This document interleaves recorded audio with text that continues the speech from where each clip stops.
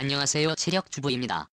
오늘은 캐스트-X 개발과 관련해서 인도네시아가 처한 입장을 한번 알아보겠습니다. 2015년 12월 10일 정경두 국방장관이 인도네시아 국빈 방문 중에 향후 국방 협력을 모색했다는 기사가 있었는데, 사실 내막은 테이프X의 인도네시아 사업 NIFX 사업비 독촉차 방문했지만 인도네시아 관계자들은 사업 타당성을 설명차 방문했다는 식으로 뉴스를 보도했습니다. 최신 뉴스는 IFX 개발비가 비싸고 전투기 가격도 비싸고 인도네시아의 조코위 대통령도 무조건 재협상하라고 승인했던 뉴스인데, 카이사천 본사에 150여 명의 인도네시아 엔지니어들이 한 층에 거주하면서 필요한 정보를 열람하고 연구를 하고 있지만 인도네시아 입장에서는 대의사 레이더나 각종 유닉스 기술 이전이 불가한 것을 불만인 것 같습니다.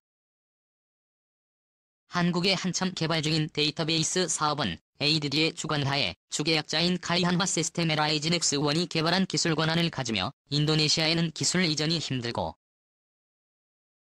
최종 향상에 관하여 많이 다수의 미국 업체 기술이 들어가므로 기술 이전 제약이 있습니다. 영국 및 엔비디아 미디어 통합 계약. 이것은 한국의 해외 프로젝트 사업에 해당되며 인도네시아의 IFX 사업은 별도의 계약을 해야 합니다.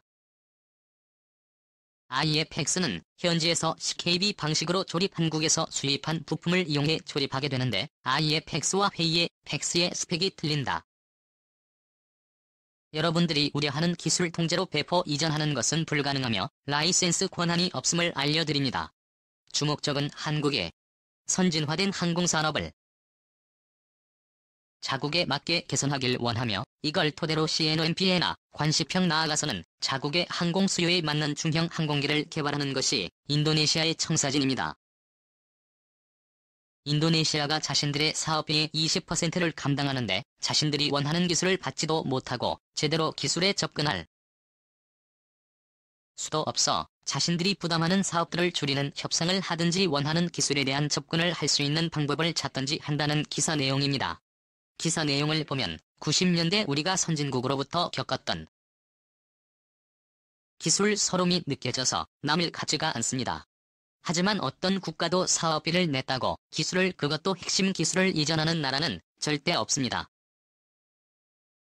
한국 또한 1980년 추진된 애플비 사업에서 F-16을 총 140여 대를 도입하면서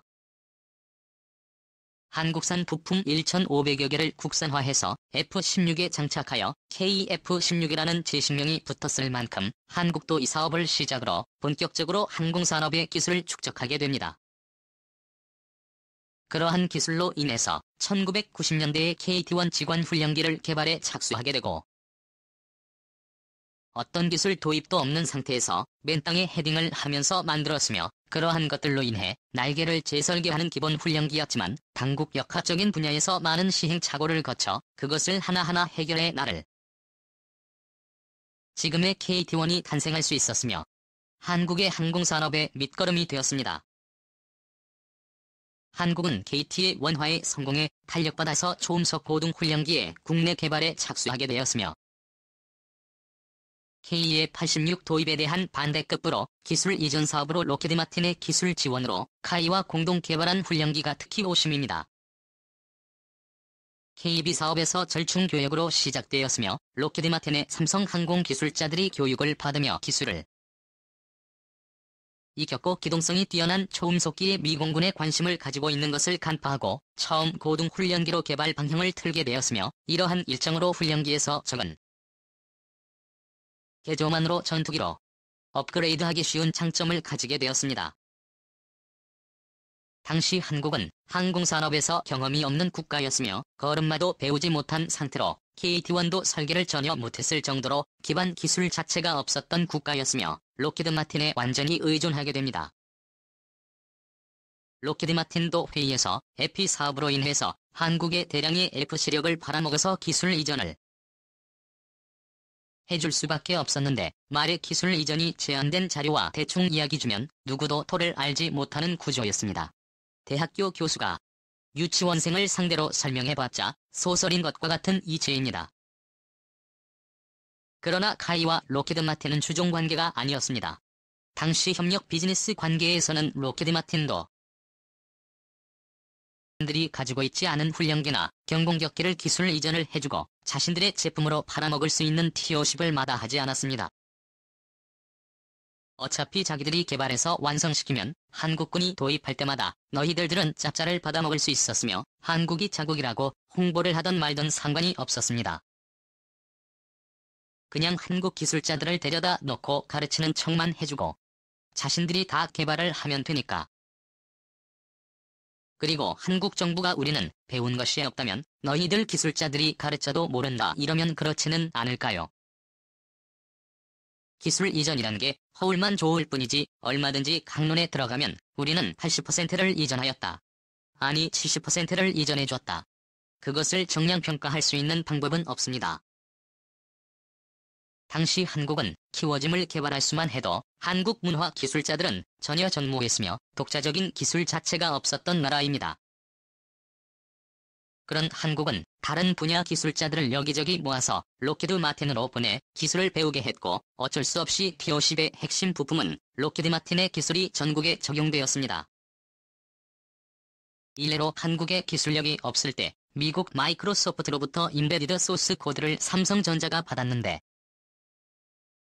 이렇게 설명을 해줘도 삼성전자 엘리트들도 이해를 못했다고 합니다. 그것도 2006년도의 말입니다. 한국도 러시아 기술을 2000년대 최고의 석박사 출신들을 모아서 20년이 걸렸을 정도라고 합니다. 항상 선진국의 기술 이전은 기술 이전을 받으려는 국가가 받을 수 있는 역량이 있어야 하며 그러한 역량이 축적돼야 최신의 기술을 흡수할 수 있는 상태가 됩니다.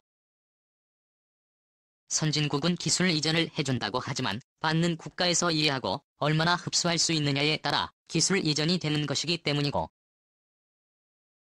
기술이 쉽게 배울 수 있는 것이라면 삼성전자와 SK하이닉스 반도체 다니는 석박사급 연구원을 3배의 연봉을 주면서 빽가는 중국인데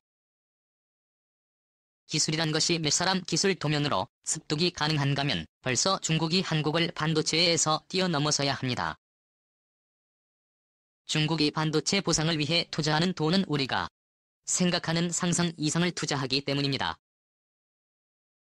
여기서 미국의 무기를 매년 엄청나게 사주는 사우디와 한국 또한 미국으로부터 엄청난 무기로 삼고 있는데 두 나라를 비교해보겠습니다. 현재 중동의 사우디와 미국의 관계는 가지 사건으로 인해 관계가 좋지 않습니다. 그러기 전에라도 미국은 중동의 분쟁에 예전처럼 적극적으로 개입하려 들지 않고 또한 사우디 변화에 전적으로 들지도 않습니다. 사우디 또한 미국이 반대한 예멘 내전에서 순위파연합을 구성 내전을 아랍에미레이트와 같이 치르고 있습니다. 이러한 사우디뿐 아니라 중동의 산유국들은 자체적인 잔혹 학술 기반이 전무한 상황입니다. 자원이 석유밖에 없으며 미래 세대의 석유가 고갈되면 이들은 다시 과거로 회귀할 것입니다. 이에 대한 대비를 하기 위해 국가적인 조력을 펼치고 있습니다. 그러나 자원을 판 돈을 가지고 기금을 만들어서 운영을 해도 현재 효과가 미미한 상태이며 이러한 이유로 70년대부터 자체적인 농업 기반을 건설하고자 세계 각지로 유학생을 보내거나 여러 시설을 건설해서 발전을 꾀하려 하고 있으나 언발에 오줌 넣기 수준인지 가시적인 성과를 내지 못하고 있습니다. 그런 와중에 한국과 UAE의 관계는 여타 중동 산유국들에게 강렬한 인상을 주었으며 여타 서구 국가들과는 돈을 매개로 기술과 학술적 관계를 유지하여 나라를 살주려 했지만 가시적인 성과는 올리지 못했습니다. 한마디로 여태껏 서구 열강들과 돈으로 거래를 했지만 자체 산업과 기술의 축적이 없었으며 돈만 팔아먹었지 기술의 축적은 허가하지 않았던 것입니다. 반면 한국과 협력한 UAE는 자체 위성을 제조할 수 있게 되었으며 위성을 수출하는 것에서 벗어나 인력과 체계조직을 구성하기 위한 노하우 전수 등 인력 양성을 할 수 있는 기반을 한국이 만들어 주었으며 이후에는 원자력과 우주 개발 인력 등을 한국과의 협력을 통해 양성하게 되었습니다. 중동 전체에서 이만한 기반을 급속히 만든 국가는 아랍에미레이트족 UAE밖에 없으며 이러한 교류가 배경으로 작용해서 군사 분야까지 전방위로 확산하고 있습니다. 위성을 자체 제작할 수 있게 되었고 원자력 발전소 역시 비싼 돈을 주고 외국에서 고용한 기술자들이 아닌 자국에서 교육을 통해 자체적으로 운영할 수 있는 체계가 마련되었습니다. 또한 미래의 4차 산업혁명 또한 한국을 선생님으로 모시고 발전을 도모하려 하고 있습니다. 중동에선 선진국으로부터 눈칫밥을 먹으며 악착같이 기술을 습득하고 오히려 더 발전을 시켜 선진국을 경악해 하는 한국이 자신들에게 단문만 빠는 것이 아닌 진정한 협력을 해주는 것에 동반자 관계를 넘어 전략적 동반 관계 즉 혈민까지 매질을 하고 있습니다. 따라서 유엔은 한국과의 관계를 지속적으로 협력하길 바라며 2018년 250억 달러의 선물 꾸러미를 주었습니다. 한국은 무역을 기본으로 하는 국가이므로 오일머니가 없다면 발을 뺄 것으로이가 잘 알기 때문입니다.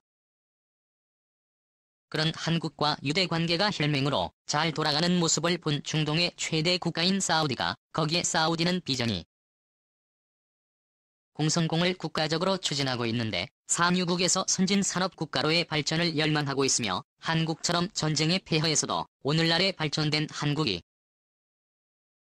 되었는데 자신들도 못할 것이 없다고 생각하고 있는 것입니다.